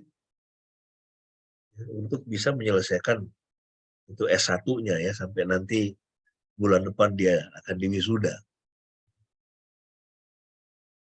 Tidak ada yang lebih sulit dan lebih menimbulkan keraguan-raguan untuk sukses daripada memulai suatu orde baru. Karena seorang pembaharu atau reformer memiliki musuh-musuh yang telah lama menjadi makmur oleh orde lama. Ya. Jadi kenapa ada suara-suara menolak ibu kota dipindahkan ke Kalimantan? Ya, itu pasti ada ininya kan? Itu pasti ada cukongnya kan? Nah ini Jakarta ini bagaimana ini nanti? Ya kan? Itu presiden atau itu pemerintah pusat tinggal di Jakarta aja udah banjir-banjir begitu. Kalau ini pergi pemerintahnya ini kayak apa ini Jakarta ini nanti? Ya begitu kan. Lalu kemudian hotel-hotel sekarang udah mulai takut mereka. Ya, begitu banyak kan hotel-hotel di Jakarta, hotel-hotel besar di Jakarta. Ini kalau udah pindah ini, kemudian nanti kedutaan-kedutaan besar pada pindah, ya kan, staf-stafnya juga pada akan ini, ya, Anda bisa bayangkan misalnya, kalau orang mengurus visa, dia mau ke Amerika, dia dari Papua misalnya, dia mau ke Amerika, dia ngurus visa, dia akan pergi kemana? Dia akan pergi ke Jakarta, kedutaan besar ada di situ. Atau ke konsulat di Surabaya ya. Surabaya apa? Itu ke Jakarta misalnya. Ya, karena di Papua sana nggak ada konsulat, itu konsulat Amerika. Tapi kalau misalnya sudah pindah ke Kalimantan dan itu jarak lebih dekat, misalnya, itu otomatis apa? Dia akan pergi ke Kalimantan, ke IKN. Lalu ini bagaimana ini nasib dari begitu banyak hotel-hotel yang ada di Jakarta ini? Jadi itu dampaknya itu luar biasa. Nah, jadi ada orang-orang yang telah menjadi makmur oleh orde lama. Nah, ketika ada suatu orde baru, Jokowi mengatakan, oh kita pindahkan ibu kota, itu karena itu baik untuk masa depan Indonesia. Maka orang-orang yang menjadi makmur di masa orde lama ini, mereka menjadi tidak senang dan mereka bisa membayar orang untuk ya memfitnah dan segala macam, ya mengata-ngatai dan segala macam. Ya itu kan sama seperti Tobia, orang Horon, Sanballat, dan sebagainya itu. Mereka sudah menjadi makmur oleh orde lama, mereka nggak senang ketika Nehemia dia mau mengadakan pembaharuan. Anda tidak mempertanggungjawabkan pekerjaan Anda berdasarkan pada kritik-kritik yang Anda terima, tetapi kepada Tuhan yang mengundang Anda menjadi mitranya untuk membuat apa yang dapat dan seharusnya Anda kerjakan. Ya, kita tidak mempertanggungjawabkan pekerjaan kita berdasarkan apa? Kritik-kritik yang kita terima. Kita tidak tanggung jawab sama orang itu kan. Nehemia tidak bertanggung jawab kepada Sanballat atau Tobia.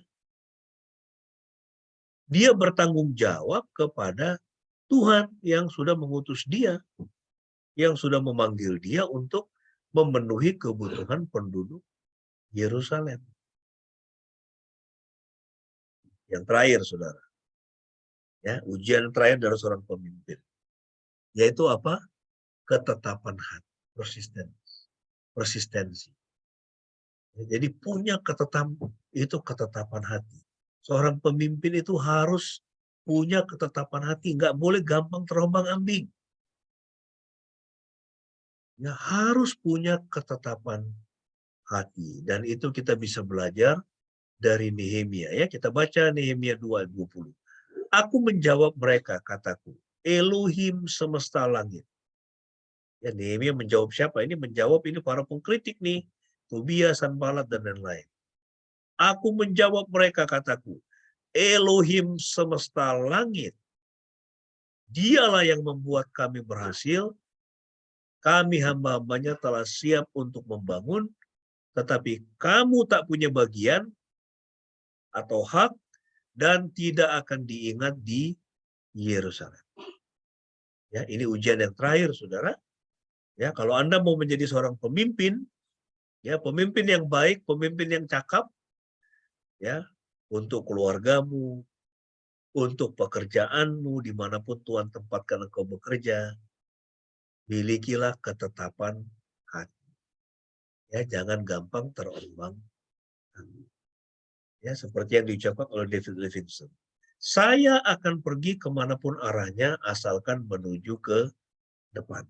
Ya, jadi jangan mundur, ke depan. Ya, apa yang sudah kita tetapkan untuk kita capai, kita harus punya ketetapan hati untuk mencapai. Jangan pernah menyerah. Ini siapa? Winston Churchill. Ini Perdana Menteri Inggris Perang Dunia Kedua. Ya, London itu kota-kota Inggris habis-habisan kan dibombardir itu. Ya, apa? Itu pesawat-pesawat itu pengebom Nazi Jerman. Hancur-hancur mereka sampai di dalam tanah apa? Mereka harus dibongkar-bongkar. Sama seperti Ukraina sekarang ini kan. Ya, diserang itu dengan apa? Hipersonic missile. Ya, rudal hipersonik oleh si Putin itu. Tapi lihat itu orang Ukraina, menyerah nggak mereka? Nggak menyerah.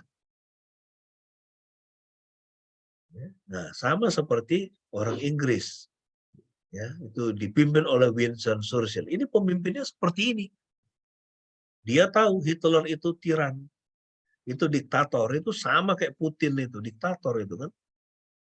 Udah berapa puluh tahun dia jadi presiden, Putin itu. Itu makanya kekuasaan itu harus dibatasi. Bahaya sekali ya seorang pemimpin, itu terlalu lama dia jadi pemimpin ya. Lihat itu rata-rata. Mereka jadi diktator itu. Saddam Hussein. Itu diktator semua. Kemudian Gaddafi, itu diktator. Ya kan? Soeharto itu juga itu diktator itu. Ya, dan untuk menumbangkannya itu harus korban nyawa. Nah, tapi kita belajar dari Winston Churchill. Ya, ini pemimpin Inggris, Perdana Menteri Inggris yang membawa ya, Inggris juga sekutu ya bersama dengan yang lain memenangkan Perang Dunia Kedua. Dia mengatakan jangan pernah menyerah.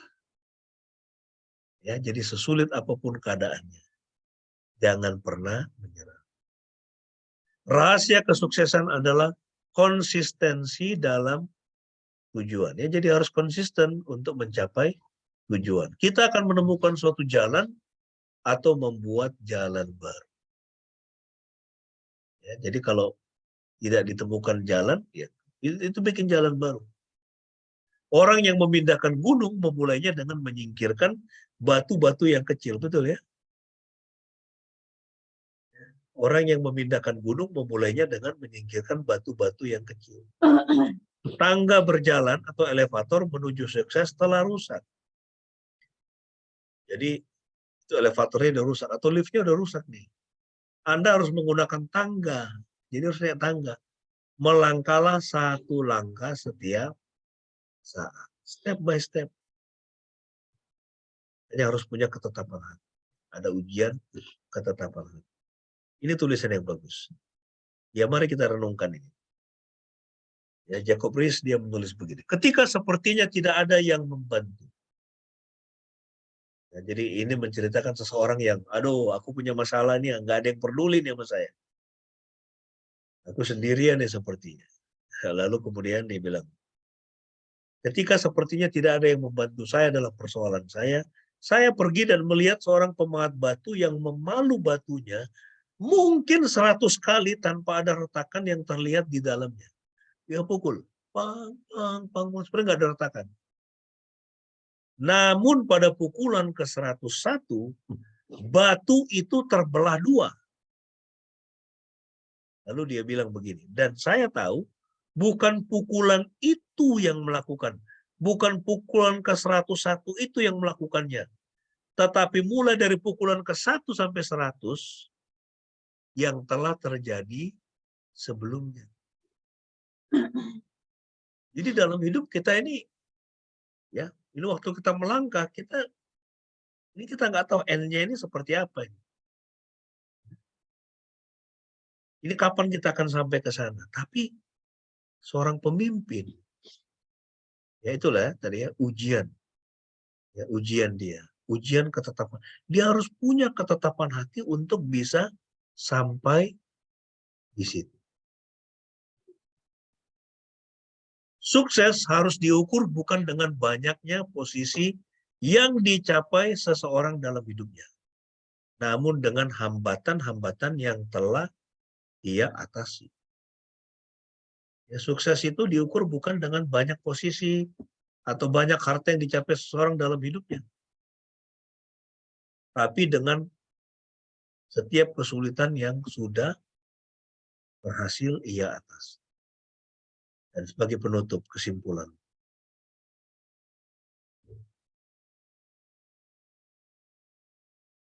ini slide terakhir. Ya, ini dari Paul Hovey.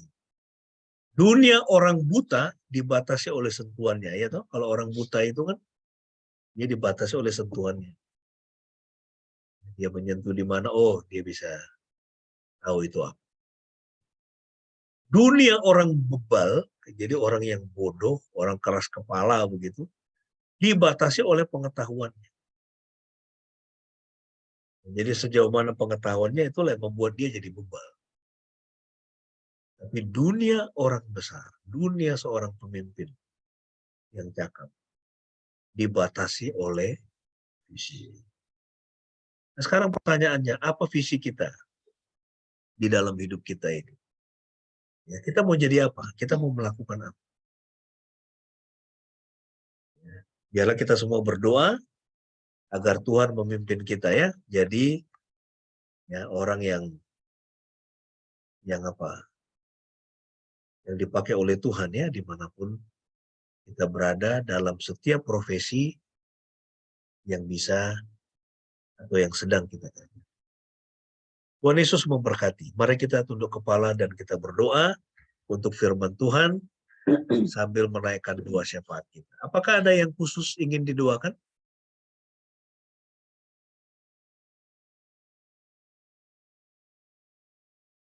Baik, kalau tidak ada, kita akan menaikkan doa kita. Mari kita berdoa bersama-sama. Terima kasih Tuhan buat firman-Mu. Kami boleh belajar dari Nehemia, seorang pemimpin yang berhasil dalam 52 tahun.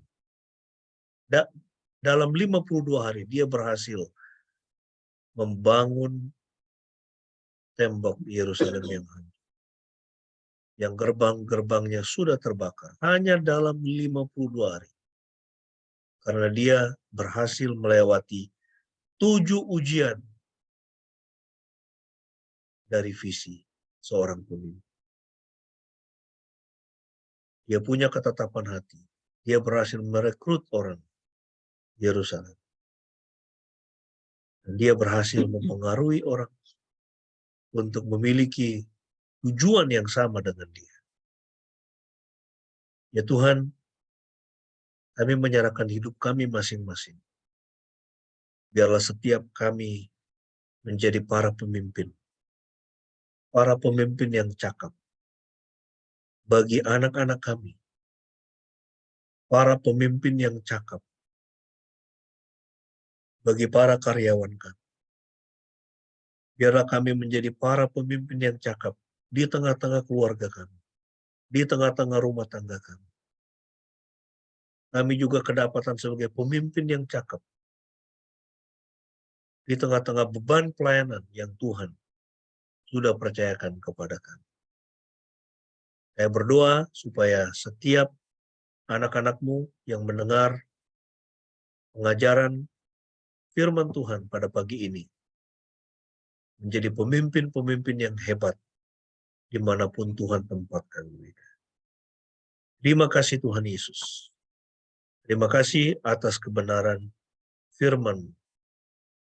Dan saat ini kami menaikkan doa syafaat kami serahkan pemerintah kami berkati dari pusat sampai daerah. Berikanlah keamanan, kedamaian, dan juga supaya orang-orang yang miskin semakin dikurangi dan terus dikurangi. Mereka yang belum mendapatkan pekerjaan, boleh mendapatkan pekerjaan. Berikan hikmat kepada pemerintah kami untuk menciptakan sebanyak mungkin lapangan pekerjaan. Kami berdoa supaya sumber kekayaan Indonesia boleh dinikmati oleh seluruh masyarakat Indonesia, tidak hanya segelintir orang. Berkatilah bangsa kami Tuhan, berkatilah pemerintah kami, berkatilah gereja, supaya terus menyerukan suara kenabian bagi bangsa. Berkatilah keluarga kami masing-masing, kami secara khusus menyerahkan anak-anak kami. Terima kasih yang sudah selesai kuliah. Kami menyerahkan anak-anak kami yang masih sekolah, Tuhan. Buatlah mereka berhasil dengan sekolahnya, dengan kuliahnya. Juga kalau ada kerinduan dari kami untuk punya anak atau mendapatkan anak, kiranya Tuhan sendiri yang mengabulkan kerinduan kami. Berkati orang tua kami dalam masa tua mereka, dimanapun mereka berada, di Pekanbaru, di Jakarta, di Jogja, di Saumlaki, di yang ada di Parapat, dan dimanapun Tuhan mereka berada saat ini, di Surabaya, Tuhan Engkau kiranya melawat semua orang tua kami dalam masa tua mereka. Tuhan mengunjungi mereka dan memberkati mereka dengan limpah hari ini. Terima kasih Tuhan Yesus. Kami alaskan doa ini dengan doa Bapa kami, sebagaimana yang Tuhan Yesus sudah ajarkan kepada kami. Mari kita naikkan bersama-sama. Bapa kami yang di sorga, kuduskan namamu. Datanglah kerajaan-Mu, jadilah kehendak di bumi seperti di sorga. Berikanlah kami pada hari ini makanan kami yang cukupnya, dan ampunilah kami akan kesalahan kami, seperti kami juga mengampuni orang bersalah kepada kami. Dan janganlah membawa kami ke dalam pencobaan, tetapi lepaskanlah kami daripada yang jahat, karena Engkau yang punya kerajaan dan kuasa dan kemuliaan sampai selama-lamanya. Amin.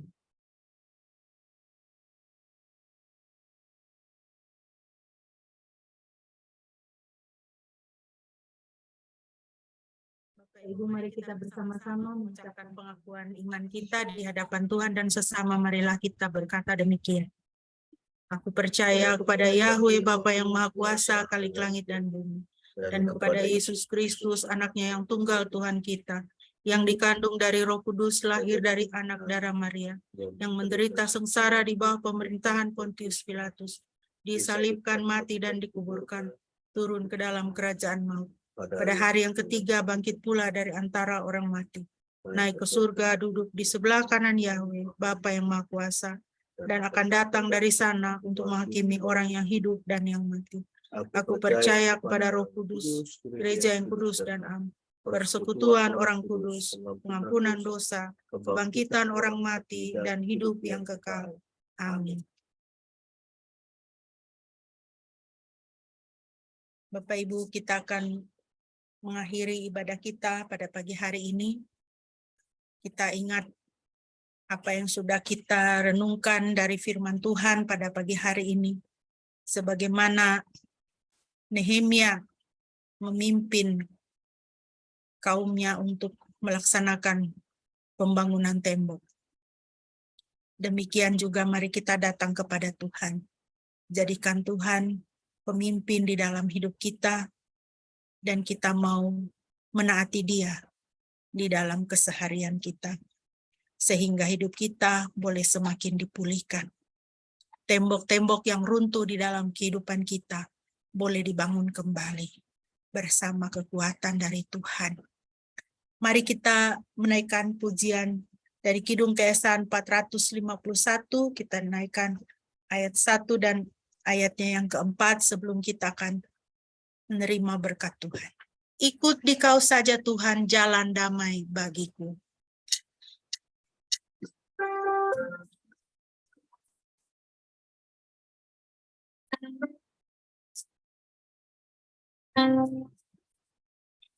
Ikut di Kau saja Tuhan, damai bagiku. Selamat dan sentosa.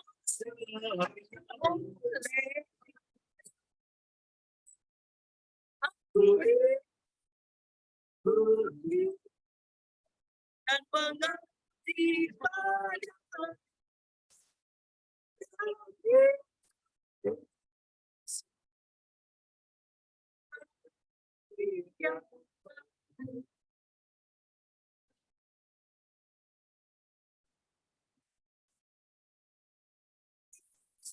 dalam kesucian dari batin yang bersih, aku rindu bagiku.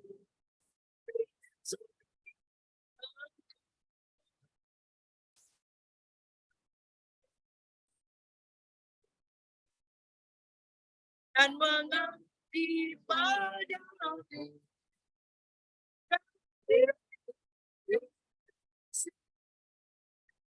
bahagia.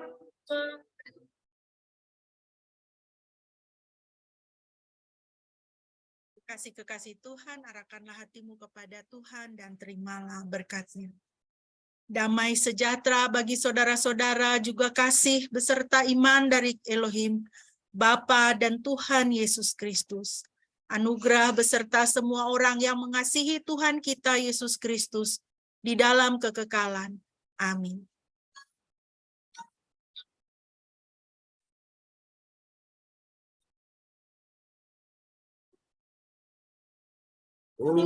Pujilah Kristus.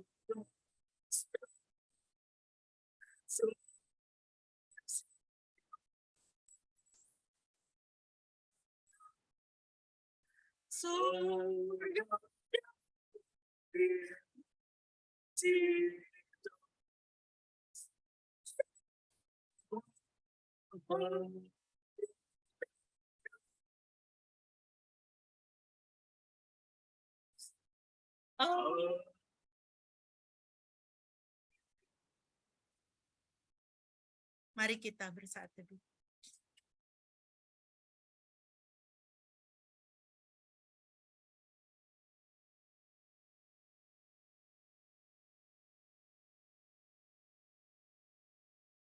Amin.